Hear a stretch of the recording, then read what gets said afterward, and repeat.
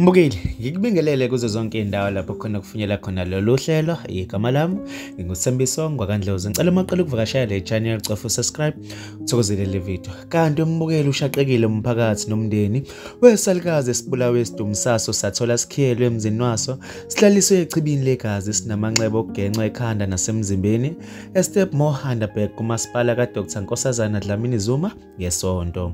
Umndeni kankosikazi Mavis Liketseng oneminyaka engu-62 ubudala uthi usadidekile ukukholela ekubulaweni kwakhe ngesihluku njengoba kungekho okutheni ababulala bakuthathile ngesikhathi begilala imkhuba.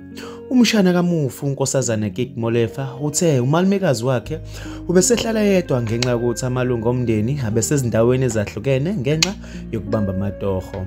Uthe ababulali bathethe kuphela imali yakhe empesheni namaselula maqede bamkhiyela endlini.